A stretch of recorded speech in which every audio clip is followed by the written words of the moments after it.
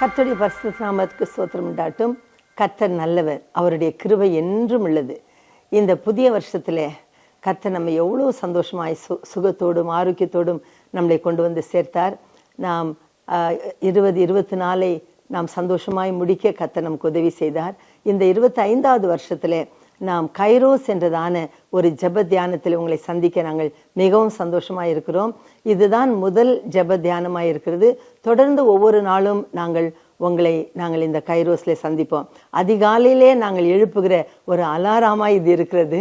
காலைதோறும் நாம் எழும்பும் பொழுது கர்த்தர் நமக்கு கல்விமானி நாவை தருகிறார் என்று ஏசாயா 50ஆம் அதிகாரம் 4ஆம் வசனத்திலே வாசிக்கிறோம். இந்த உலகத்திலே அநேக மக்கள் ஆலோசனை இல்லாமல் பலவிதமான சிக்கல்களிலே, தொல்லைகளிலே, துன்பங்களிலே இருக்கிறார்கள். அவர்களுக்கு நாம் சொல்ல வேண்டுமானால் நம்முடைய தேவனை குறித்து நாம் சிறந்த அறிவுள்ளவர்களாய் இருக்க வேண்டும்.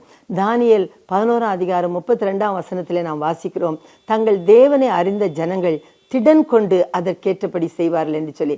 நீங்கள் ஆங்கில பைபிளை நீங்கள் வாசிப்பீர்களானால், those who know their God, they will be strong and they will carry out exploits என்று சொல்லப்படுது. அதனால நம்மளதான் கர்த்தர் இந்த உலகத்திற்கு முன்மாதிரியாக வைத்திருக்கிறார். நாம் கடாக்களாய் இருந்து மந்தைக்கு முன்னே நடக்கிற கடாக்களை போல இருக்கிறோம். இந்த உலகத்தில் அநேக மக்கள் துன்பத்தில் இருக்கும் பொழுது அவர்களுக்கு தைரியம் சொல்ல வேண்டும். அப்படியானால் நம்ம தேவனுடைய அறிவை உடையவர்களாய் நாம் இருக்க வேண்டும். கர்த்தரை குறித்து நாம் அறியும் பொழுது அவருடைய அறிவு நமக்கு மிகுந்த பலனுள்ளதாய் இருக்கிறது. நாம் வேதத்தில் வாசிக்கிறோம், 33ஆம் வசனம் சொல்லுகிறது, ஜனங்களில் அறிவாளிகள் அநேகருக்கு அறிவை உணர்த்துவார்கள் என்று சொல்லி நாம் அதே தானியேல் 11:33 வாசிக்கிறோம். ஆகவே அறிவாளிகள் என்று சொன்னால் நம்முடைய படிப்பினால் அல்ல, உலக ஞானத்தினால் அல்ல. நம்முடைய அறிவு எதனால் வருகிறது? பரிசுத்தரை அறிகிற அறிவே அறிவு. நம்முடைய தேவனாகிய கர்த்தர் நம்முடைய கரத்துல எவ்வளவு அருமையான வேதத்தை கொடுத்திருக்கிறார். ஆகவே தினந்தோறும் நாம் இந்த வேதத்தை அதிகாலமே எழுந்து வாசிக்கும் பொழுது அது நமக்கு ஒரு பூரண அறிவை நமக்கு கொடுக்கிறதா இருக்கிறது. வேதம் சொல்லுகிறது, ஏசாயா 33:6 நாம் வாசிக்கிறோம், பூரண ரட்சிப்பும் ஞானமும் அறிவு அதன் காலத்தின் உறுதியா இருக்கும். கர்த்தருக்கு பயப்படுதலே அதன் பொக்கிஷமா இருக்கிறது. ஆகவே நாம் கர்த்தருக்கு பயப்படுகிற பயம் நம்முடைய வாழ்க்கையில ஒரு பொக்கிஷமா இருக்கிறது. ஆகவே இந்த நாளிலே அநேகர் கர்த்தர் எங்கே இருக்கிறார், நாம் அவரை எங்கே கண்டு சந்திக்கலாம் என்றெல்லாம் மக்கள் யோசிக்கிறார்கள். நம்முடைய தேவன் நம்மை தேடி வந்த தேவன். அவரை குறித்து நீங்கள் தெரிந்து கொள்ள வேண்டுமானால் அவர் நம் அருகிலே இருக்கிறார். நம் வாய்க்கு அருகிலே இருக்கிறதான விசுவாசத்தின் வார்த்தை அந்த ஆண்டவராகிய இயேசு கிறிஸ்து. ஆதியிலே தேவன் வார்த்தையா இருந்தார். அந்த வார்த்தை மாம்சமாகி இன்றைக்கு நம்மத்திலே வந்து அவர் வாசம் செய்கிறார். ஆகவே நாம் எங்கே இருக்கிறோமோ அங்கே நம்முடைய தேவன் இருக்கிறார். அல்லேலூயா. நாம் தேவனை தேடி எங்கும் போக வேண்டிய அவசியமே இல்லை.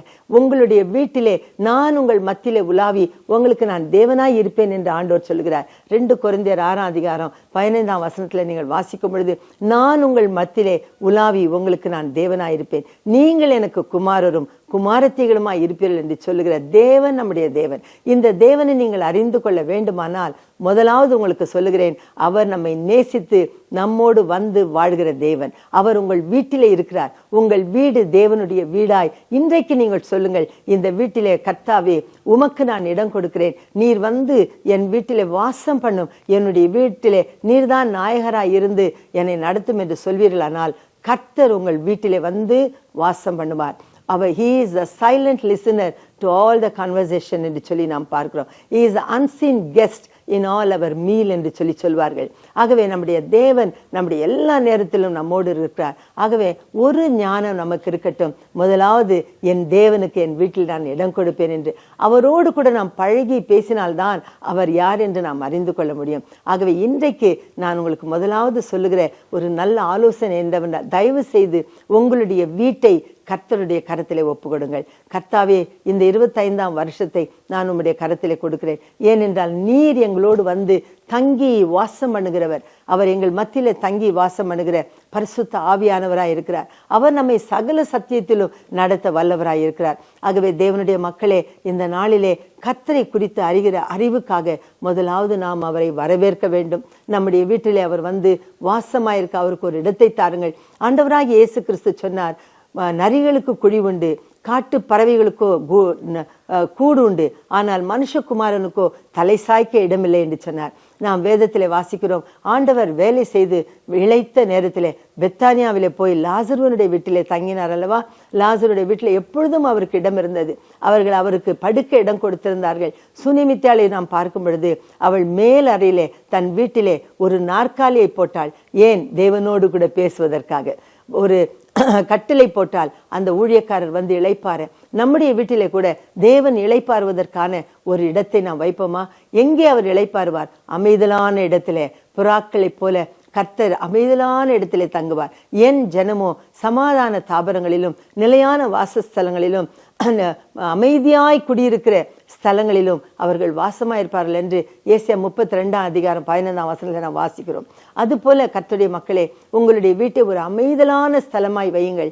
கர்த்தர் அங்கே வந்து வாசம் பண்ணட்டும். அது நிலையான வாசஸ்தலமாகவும் சமாதான தாபரமாகவும் இருக்கட்டும். கூச்சல்களும் குழப்பங்களும் இல்லாதபடிக்கு ஏதாவது பிரச்சனை வரும் பொழுது அதை உடனடியாய் நாம் நிறுத்தி கர்த்தர் நீங்கள் மத்தியில இருக்கிறார் என்று சொல்லி ஆண்டவருக்கு நம்முடைய வீட்டை ஒரு சமாதான தாபரமாய் நாம் வைக்கும் பொழுது கர்த்தர் நம்மத்திலே வாழ்வார்.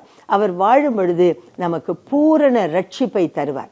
பூரண ரட்சிப்பு என்றால் எல்லா பிரச்சனையிலிருந்தும் நம்முடைய வீட்டில் ஒரு விடுதலை உண்டாகும். வியாதியோ பிரச்சனையோ போராட்டமோ கடன் தொல்லையோ மனுஷனுடைய துன்பங்களோ எல்லாவற்றிலிருந்து கர்த்தர் நமக்கு ஒரு விடுதலை தந்து சமாதான தாபரமாய் நம்முடைய வீட்டை மாற்றுவார். அது மட்டும் இல்லாதபடிக்கு ஞானத்தை கொடுப்பார். தேவன் நம்மத்திலே வரும் பொழுது பூரண ஞானம் உண்டாயிருக்கும். தாய்க்கு வேண்டிய ஞானம், தகப்பனுக்கு வேண்டிய ஞானம், பிள்ளைகளுக்கு படிப்பின் ஞானம், உலகத்திலே நாம் நடக்க வேண்டியதான அறிவு, இது எல்லாவற்றையும் கர்த்தர் நமக்கு தருவார். இது எல்லாவற்றுக்கும் காரணம் என்ன தெரியுங்களா? கர்த்தருக்கு பயப்படுகிற பயம்தான் நம்முடைய வீட்டினுடைய பொக்கிஷமாய் இருக்கட்டும். கர்த்தருக்கு பயப்படுகிறவன் சகல நன்மைகளையும் பரிபூர்ணமாய் அடைவான் என்று நாம் நீதிமொழிகளிலே வாசிக்கிறோம். ஆகவே எரேமியா 22:16 நாம் வாசிக்கிறோம், எளிமையும் சிறுமியுமானவருடைய நியாயத்தை விசாரித்தால் சுகமாய் வாழுகிறவன் இதுதான் கர்த்தரை குறித்து அறிகிற அறிவா இருக்குது. நீங்க நினைக்கலாம், கர்த்தரை குறித்து அறிகிற அறிவு என்ன என்று நினைக்கலாம். கர்த்தருக்கு பயப்படுதல் தான் முதலாவது அவரை குறித்து அறிகிற அறிவு. இரண்டாவது ஏழை எளியவர்களை விசாரிக்கிறது நாம் கர்த்தரை குறித்து அறிகிற அறிவாய் இருக்கிறது என்று எரேமியா 22:16 நாம் வாசிக்கிறோம். ஆகவே நம்மை சுற்றிலும் இருக்கிற மக்களை நாம் விசாரிக்கிறதும் தேவனை குறித்து அவர்களுக்கு சொல்லுகிறதுக்கு முதலாவது நம்முடைய நடத்தை அன்பின் நடத்தையாய் மக்கள் மத்தியிலே காணப்பட வேண்டியது அவசியமாயிருக்கிறது.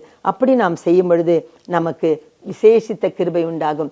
நீதிமொழிகள் 2:6 வாசிக்கிறோம், அவருடைய வாயிலிருந்து அறிவும் புத்தியும் ஞானமும் வருகிறது என்று சொல்லி கர்த்தர் ஞானத்தை தருகிறார் என்று சொல்லப்படுகிறது. ஆகவே தேவன் நம்மத்தில் இருக்கும் பொழுது நமக்கு இந்த உலகத்தில் வாழத்தக்கதான ஞானம், அறிவு, புத்தி, விவேகம் எல்லாமே கொடுக்கப்படும். எல்லாமே ஒரே வார்த்தையா இருக்குது என்று நினைக்காதீர்கள். ஞானம் என்பது பரத்திலிருந்து வருகிற ஞானம். அறிவு என்பது உலகத்திலே நாம் நடக்கும் பொழுது தேவையான அறிவாய் இருக்கிறது. அது மட்டும் இல்லாதபடிக்கு விவேகம் என்பது நேரத்துக்கு தகுந்தபடி நாம் நடக்க வேண்டிய வழியை நமக்கு உணர்த்துகிற அந்த உணர்வு தான் விவேகமா இருக்குது. இது எல்லாவற்றையும் தேவன் நமக்கு தர வல்லவராக இருக்கிறார். இவைகளை நாம் அவரிடத்திலிருந்து பெற்றுக்கொண்டால் தான் இந்த உலகத்திற்கு நாம் மக்களை சரியாய் வழிநடத்த அது பிரயோஜனமாய் இருக்கும். தானியேல் 12:3 நாம் வாசிக்கிறோம், அநேகரை நீதிக்கு உட்படுத்தினவர்கள் ஆகாய மண்டலத்திலே நட்சத்திரங்களைப் போல பிரகாசிப்பார்கள், அவர்கள் ஞானவான்களாய் இருப்பார்கள் என்று வேதம் சொல்கிறது. ஆகவே இந்த நாட்களிலே காலம் கடைசி ஆயிற்று. கெய்ரோ என்று சொன்னால் ஏற்ற காலமாய் இருக்கிறது. எதுக்கு ஏற்ற காலம்? ஆண்டவராகிய இயேசு கிறிஸ்து வருகிறதற்கு காலம் சமீபமாயிற்று. நாம் ஜனங்களை தேடி அவருக்காக நியமிப்பதற்கு நேரம் சமீபமாயிற்று. ஆகவே நாம் எழும்புவோம், செயல்படுவோம். முதலாவது தேவனை நம்முடைய வீட்டுக்குள்ளே வரவழைப்போம்.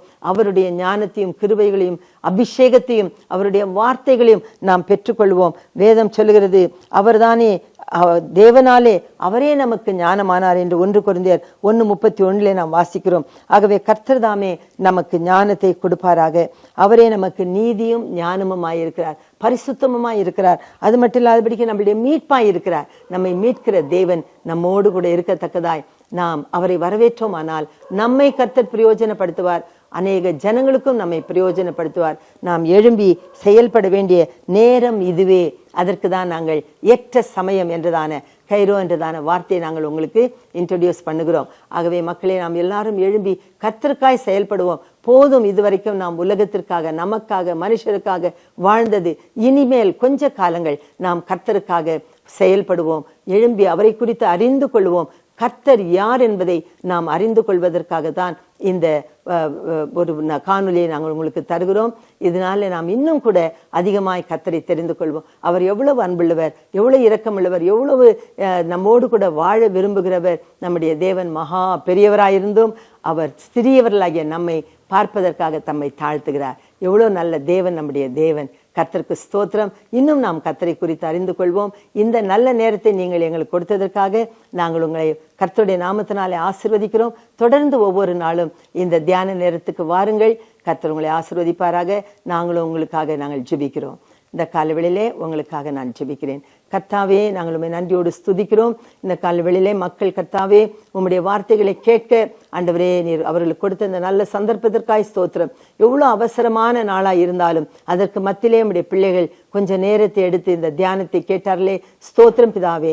நீர் அவளுடைய விண்ணப்பத்தின்படியே ஒவ்வொரு வீட்டிலும் நீர் வந்து வாசம் பண்ணும். கர்த்தாவே, நாங்கள் சுனிமித்தாள் தன் வீட்டை கொடுத்தது போல ஆண்டவரே, லாசரும் மார்த்தாள் மரியாளும் தங்கள் வீட்டை கொடுத்தது போல நாங்கள் உமக்கு எங்களுடைய வீடுகளை கொடுக்கிறோம் சுவாமி.